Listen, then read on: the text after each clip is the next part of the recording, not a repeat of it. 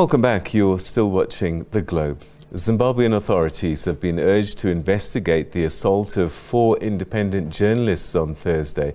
The Committee for the Protection of Journalists, the CPJ, says that the group was attacked after they filmed a convoy of governing Zanu-PF party supporters. The convoy allegedly blockaded a road in the town of Gokwe, west of the capital Harare, ahead of an opposition rally. The CPJ says that impunity for crimes against journalists remains high in Zimbabwe, where general elections are due to be held next year. The committee alleges that about 10 people emerged from vehicles emblazoned with Zanu-PF logos, that's the ruling party, and dragged the journalists from their car but beat them up, ordered them to delete their footage and stole the car keys. One of the journalists who works for Sport Brief says that they stomped on his head and body and punched him, causing him to lose a tooth. He says his colleague from the online magazine Technomag briefly lost consciousness and suffered a fractured leg. The other journalists attacked also suffered bruises. Thabani Moyo is the national chairperson of the Media Institute for Southern Africa, MISA, in Zimbabwe. He joins us now via Zoom. Thanks so much indeed for joining us, and welcome to the program. Well, thank you very much, Peter. Just a point of correction, I'm the regional director for the Media Institute of Southern Africa and country director for MISA. But thank you very much for inviting us to discuss this sad development. Thank you so much. You know, when I hear about the plight of journalists in some countries, Zimbabwe, as we put Zimbabwe into focus, I can't help remembering back in the day, journalists like Mark Chavunduka and Ray Choto, and how they suffered at the hands of the authorities. One would like to have thought that things have changed over time. Does what happened on Thursday a sign that very little has changed in terms of the plight of journalists? Well, the challenge, as you highlight, is that these issues are historical, and towards this time of the year, as we build up to high-stake games or high-stake events like national elections, we always record a trend wherein there is a disproportionate response to media doing their work, or journalists who are doing their work, which is constitutionally provided for under Section 61, which allows for media freedom. They are disproportionately attacked either by members of the security or members of the ruling party or members of the opposition or political parties in general.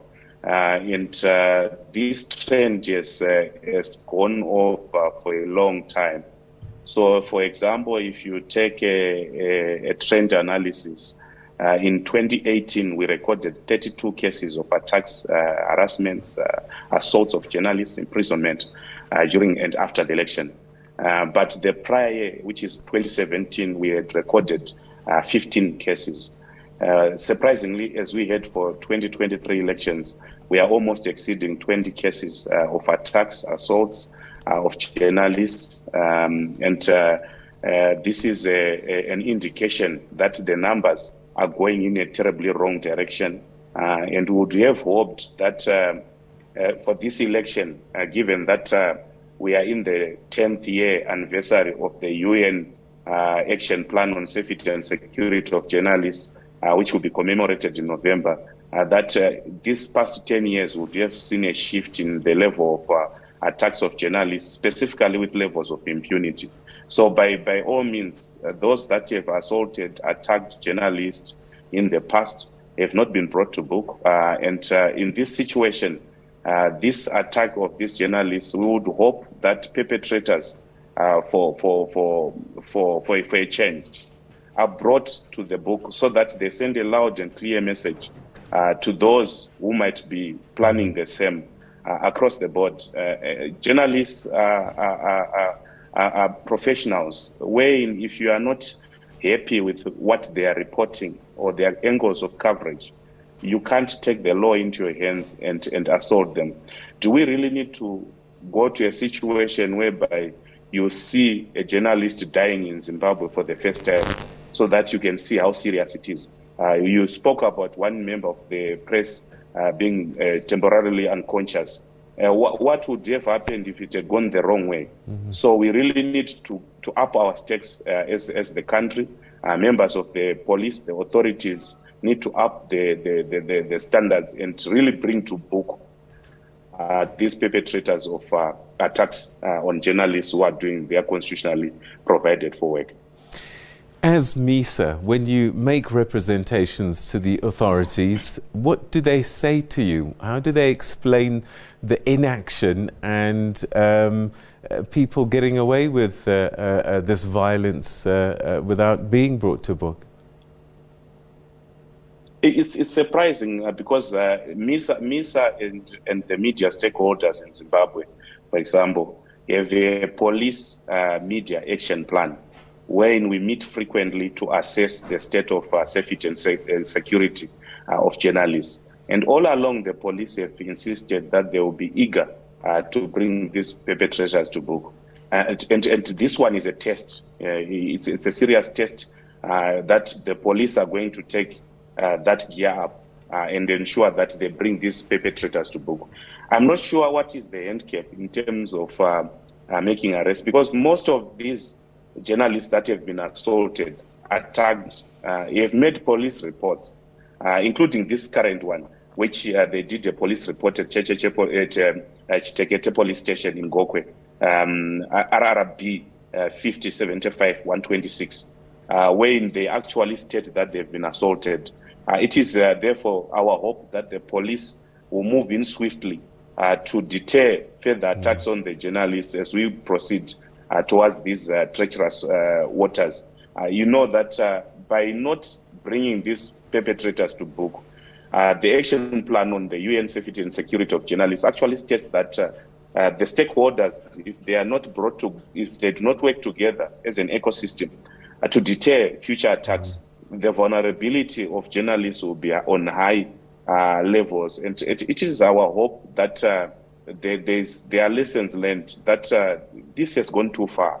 For a country which is not in any war situation, to experience such brazen attacks on journalists, daylight, and all those steps that have been taken, confiscation of the equipment, breaking in their vehicles, all those things, daylight. I think the police really needs to send the message to whoever has committed such crimes. And it is our belief that if police is allowed to do its duty and apprehend these perpetrators, journalism in Zimbabwe will become a better place. But if police take a second role to political temperatures, then we have a challenge in ensuring that the media is allowed to fulfill the constitutional provisions of ensuring that they keep citizens informed by documenting and sharing authentic and accurate information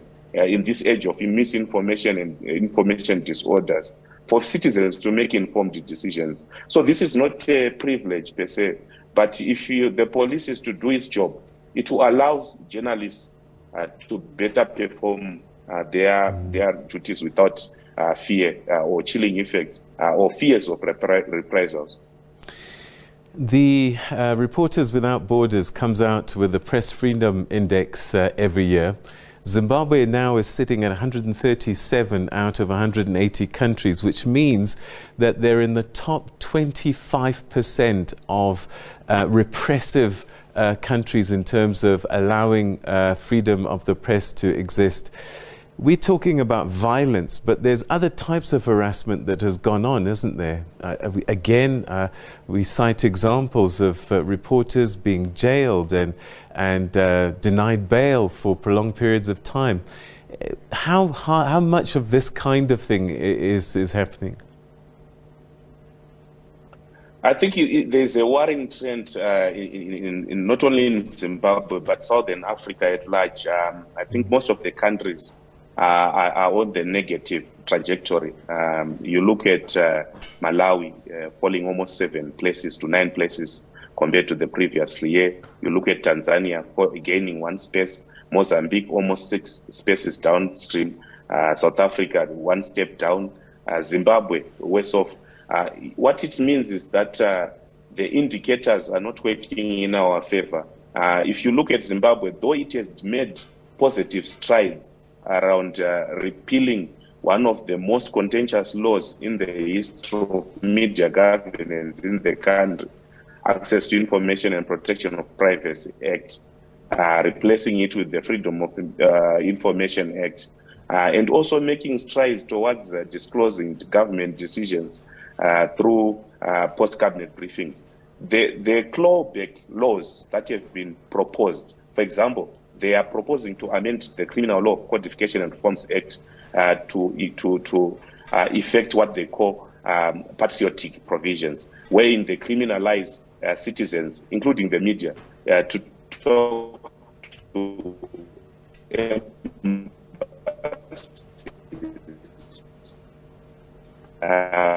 without government approval, or to ban that they are being doing work within the space of humanitarian work or civic work under the proposals to amend the Private Voluntary Organizations Act with the new bill, or proposals around the new laws such as the one that has emerged that recently caused the arrest of 2 journalists from the Newsday, the editor and the reporter, under the provisions of the Cyber and Data Protection Act.